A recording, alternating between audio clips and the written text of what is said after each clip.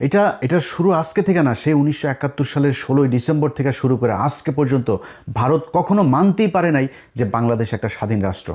তারেক রহমান তার কথা না শুনলে সে এখানে সোলজার পাঠা, সোলজার পাঠা, তোরা সোলজার পাঠা, বাংলাদেশে পাঠা, ইস্ট পাকিস্তান, ওয়েস্ট পাকিস্তান, দুই পাকিস্তান মিলা বাম্বু লাগাবে, পাঠা তোরা, যদি ক্ষমতা থাকে তাহলে বাংলাদেশের সোলজার পাঠা, ন্যাংটা বানায় ছেড়ে দিবে। বাংলাদেশের প্রতিটা মানুষকে শুধু একটা কথা বলি ভাই, কথা খুব খারাপ লাগতে পারে, চেতনায় আবার পাশে আগুন লাগতে পারে অনেকের, এই বাংলাদেশ যেদিন আক্রান্ত হবে সেদিন সবার আগে পাকিস্তানি ভাইয়েরা এসে আপনার পাশে দাঁড়াবে, এটা গ্যারান্টি দিলাম। আমি জীবিত থাকি অথবা মৃত থাকি, একটা কথা বললাম, Pakistan will be the first country আপনারে সাপোর্ট করার জন্য। অতএব পাকিস্তানের সাথে ভাই আমাদের কৌশলগত ভালো সম্পর্ক থাকতে হবে, তাদের সাথে আমাদের অস্ত্রের চুক্তি থাকতে হবে, মিলিটারি চুক্তি থাকতে হবে, বাণিজ্যিক চুক্তি থাকতে হবে, পাকিস্তানের সাথে সব ধরনের চুক্তি থাকতে হবে। যদি না হয় তাহলে এরা সারা জীবন আমাকে এইভাবে এই ধরনেরই করে যাবে। তারেক রহমান যেই কথাগুলো আমরা এর আগে আনন্দবাজারেও শুনেছি, এই ব্যক্তিও যেই কথাগুলো বললো, আপনি চুক্তি করে এসেছেন, যদি কৌশল হয়ে থাকে, 111-এ খালেদা জিয়াকে অফার দেওয়া হয়েছে, খালেদা জিয়া বলেছে না আমি 111-এর এদের কোনো কিছু বৈধতা দিব না, পরে শেখ হাসিনাকে বৈধতা, এই প্রণব মুখার্জি তার বইতে লিখেছেন। তো আমরা ধরে নিলাম আপনি কৌশল করেই তারপরে তাদের সাথে মিলেমিশে এসেছেন, এবং আমরা এখনও পর্যন্ত, আমি আমার কথা বলি, আমি কিন্তু এখন পর্যন্ত আপনার প্রতি আমার যথেষ্ট সম্মান আছে তারেক রহমান। আপনার কিছু বিষয় আমি জানি, যে এই বিষয়গুলোর কারণে আমার বিশ্বাস যে আপনি কোনো দিন শেখ হাসিনা হবে না, জিয়া পরিবার কখনো শেখ পরিবার হবে না, এই বিশ্বাসটা আমার আছে।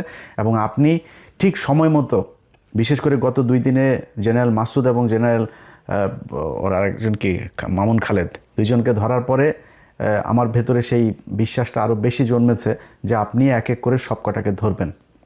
এবং আপনারা একটা জিনিস বলে রাখি, তারেক রহমান, পৃথিবীতে কেউ সারা জীবন বাঁচে না, আপনাকে যেতে হবে, আমাকেও যেতে হবে। যদি সারা জীবন মানুষের মনে থাকতে চান আপনার বাবার মতো, তাহলে শুধু একটা কথা বলবো যে কিচ্ছু করার দরকার নেই ভাই।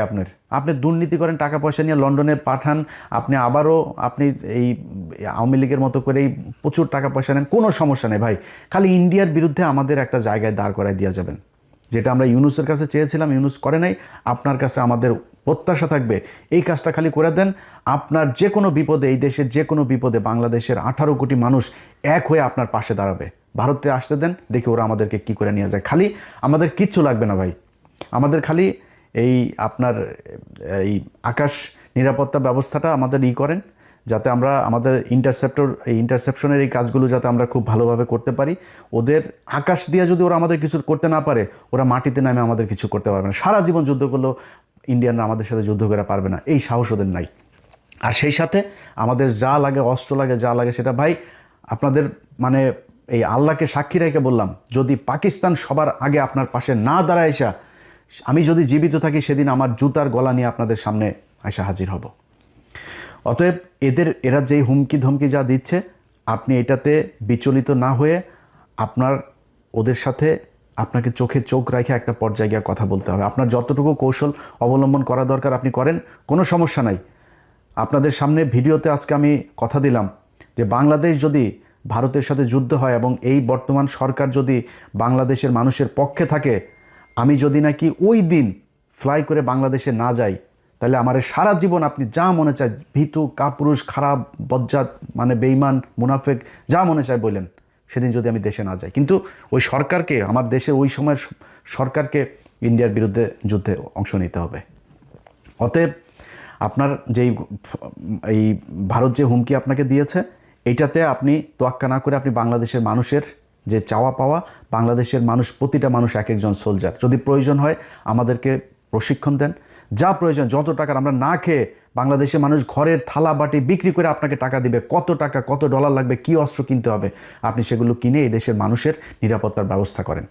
বিশেষ করে এই আপনার ইন্টারসেপ্টরের যে এটাকে আপনাদের করতে হবে, কারণ তাদের যেহেতু যুদ্ধ বিমান, তাদের মিসাইল আছে, তাদের ড্রোন আছে, সো এই জিনিসগুলোর জন্য কি করা দরকার সেটা যার সাথে চুক্তি করতে হয়, পাকিস্তানের সাথে করতে হোক, চীনের সাথে করতে হোক, তুরস্কের সাথে করতে হোক, আমেরিকার সাথে করতে হোক, রাশিয়ার সাথে করতে হোক, যার সাথে মনে চায় করে আমাদের এই নিরাপত্তার ব্যবস্থা করেন। মাটিতে নেমে যখন ওরা যুদ্ধে নামতে আসবে, ওইটার সাথে বাংলাদেশের মানুষ ফাইট করবে, সেটার জন্য আমাদের প্রশিক্ষণ দেন, যা প্রয়োজন সেটা করেন, এই দেশের মানুষ জীবন দেওয়ার জন্য প্রস্তুত।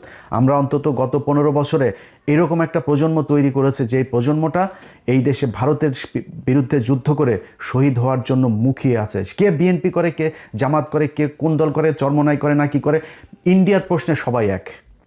অতএব আপনি সেটা করেন। আমাদের কিছু কিছু মানুষজন আছে যারা এখনও পর্যন্ত পাকিস্তানের সাথে আমাদেরকে একটা দ্বন্দ্ব বাধায় রাখার জন্য একটাই করে, ভাই 26শে মার্চ আমরা স্বাধীনতা দিবস, ওকে 16ই ডিসেম্বর ইন্ডিয়া তাদের কাছ থেকে লিখে নিয়ে গিয়েছে, আমাদের কারো আসতে দেন, ওকে তারপরে ভাই আলাদা হয়ে গিয়েছে, দ্যাটস এনাফ, এটা ওভার। এখন আমরা দিনগুলো পালন করব, ঠিক আছে, গুতাগুতির দরকার নাই তো।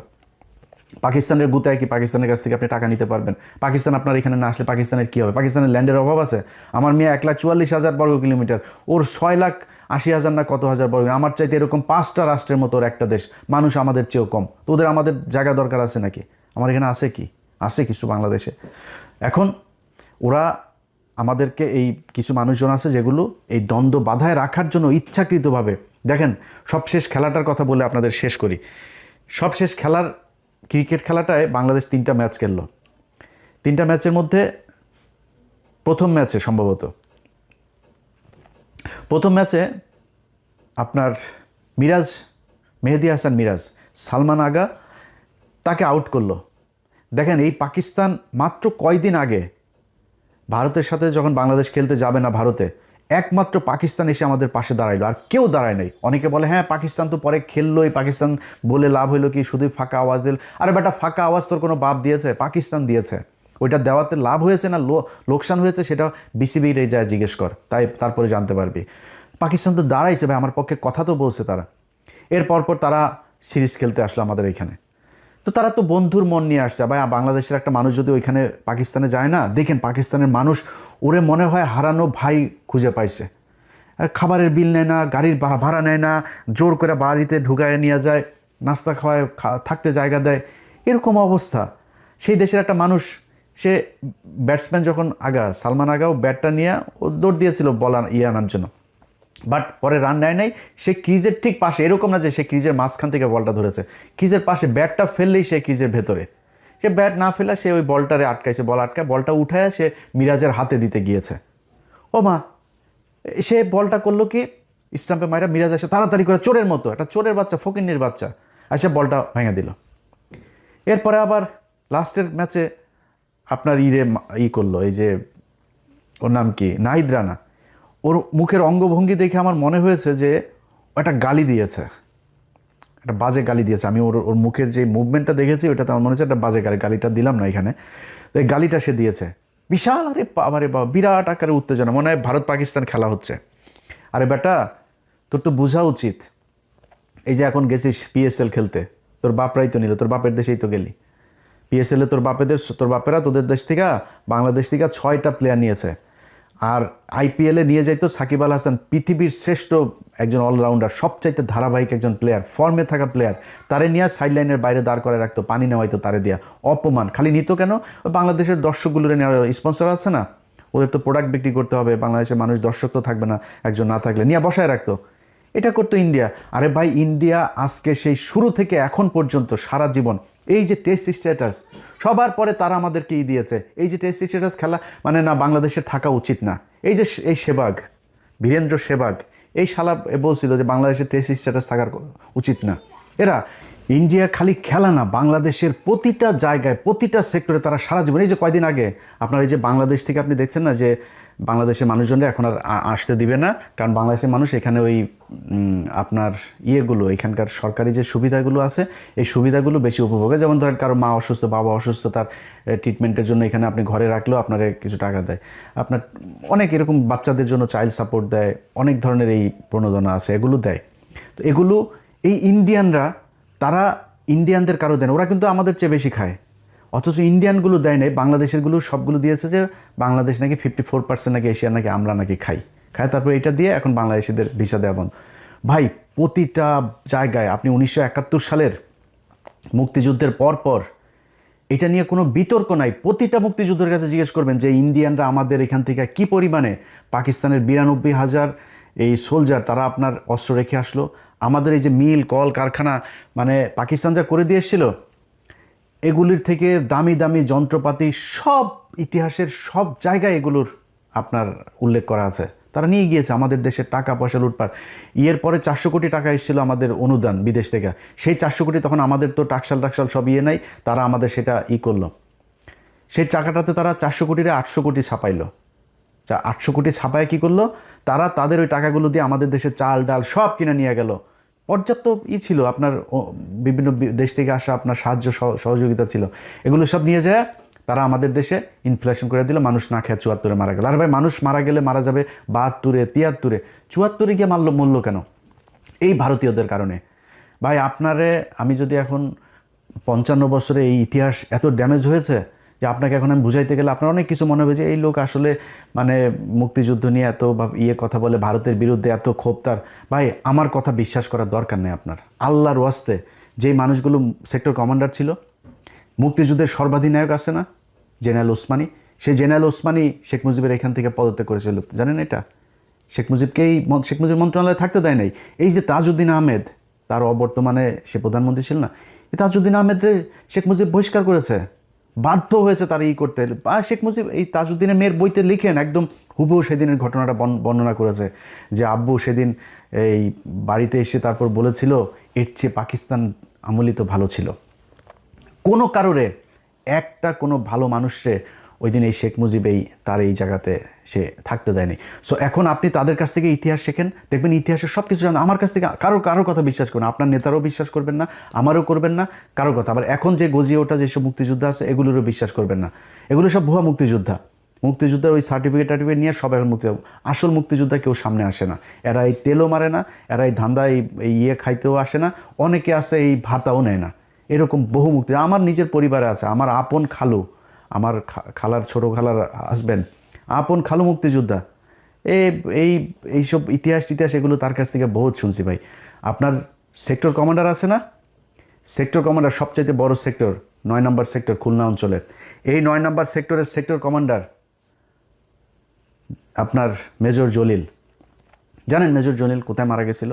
এটা জানেন কেউ? মেজর জলিল এই করাচিতে গিয়ে মারা গেছিল। দেখেন ওনার দেখেন, ওনার গুগলে যান, ওনার দেন, করাচিতে গিয়ে মারা গেছিল। এই বাংলাদেশের প্রতি ঘৃণা, ইন্ডিয়ার প্রতি ঘৃণায় সেই দেশটায় থাকতে পারে নাই, সেই জীবনটা সেখানে মারা গিয়েছে। একজন সেক্টর কমান্ডার। আপনার কাছ থেকে আমি ইতিহাস শিখবো ভাই। আপনি আমার সাথে ইতিহাস নিয়ে করবেন, ডিবেট করবেন, কথা বলবেন, যে বলতে চায়, যত বড় মুক্তিযোদ্ধা আছে যে আছে, আমি আমার মুখ থেকে একটা কথা বলবো না, বই থেকে কোট আনকোট কথা বলবো। তার চাইতে বড় মুক্তিযোদ্ধার বই থেকে আমি তার রেফারেন্স দেবো যে এই মুক্তিযুদ্ধে এটা বলে গেছে, আপনি এটা কোথায় পেলেন? আমার মুখ থেকে একটা কথা বলবো না, কে আছেন বলেন, আমি তার সাথে বসবো। অতএব এই মুক্তিযুদ্ধ নিয়ে ভাই আমাদের দেশের যে 2 লাখ মা বোনকে পাকিস্তানিরা লাগাইছে, বাল ফলাইছে, 30 লক্ষ মানুষকে পাকিস্তানিরা মেরে থেকে গিয়েছে। ভাই এই ভগাস কথাবার্তা 55 বছর হয়েছে মুক্তিযুদ্ধ মন্ত্রণালয়ের, বলেন না কেন ঠিক করতে? জীবনেও করবে না, কারণ সব মিথ্যা কথা। পাকিস্তানিরা কাউকে রেপ করে নাই, পাকিস্তানিরা কোনো মুসলমানকে হত্যা করে নাই। এই যে কয়দিন আগে আমেরিকাতে দেখছেন না 2 কংগ্রেসম্যান সব এই কারণেই। হ্যাঁ, হিন্দুদের সাথে যুদ্ধ হয়েছে, ভারতের সাথে পাকিস্তানের যুদ্ধ হয়েছে, হিন্দুরা তো এই দেশে গণহত্যা চালিয়েছে, গণধর্ষণ চালিয়েছে। তো এখন কি বলবেন? এগুলোরও নিয়ে এই যে 3 লাখ 30 লাখ 2 লাখ এগুলোর করেন না কেন? আমরা তো চাই কারা কারা ধর্ষিত হয়েছে, কাদের কাদের পাকিস্তানের পয়দা হয়েছে, আমরা এটা দেখতে চাই। দেখান, বলেন, আপনাদের তালিকা নাই কেন? আপনারা এখনও করেন না কেন? যে মারা গিয়েছে তার তো আর মান সম্মান নাই, খুঁজে বার করেন দেখি। মুক্তিযোদ্ধা তো এখনও জীবিত আছে, খোঁজ নেন। নাম বলার দরকার নাই, কোনো নারীর নামও বলার দরকার নেই, এমনিতে আপনি সংখ্যাটা আমাদের জানান দেখি কোথায় কে করছে এইসব ভগাস কথাবার্তা। ভাই আমার পাকিস্তানের সাথে আমি একও হব না, আবার পাকিস্তানের সাথে আমাদের মানে কোনো কিছু দিয়েও সম্পর্ক করার দরকার নেই। পাকিস্তানে আমার ভাই, আমি পাকিস্তানের ভাই, পাকিস্তান আর আমি, এই ভারত যতবার হুমকি দিবে ততবার পাকিস্তানের সাথে মিলে আমাদেরকে ভারতকে প্রতিহত করতে হবে সব দিক থেকে। ওর 7 সিস্টার থেকে শুরু করে খালিস্তান, ওইদিকে পাঞ্জাব, ওইদিকে কাশ্মীর, সবখানে পাকিস্তান বাংলাদেশ মিলে একসাথে ওদেরকে ধরতে হবে। এইটা যেদিন ঠিক করতে পারবেন এই বাংলাদেশে কোনো সমস্যা থাকবে না।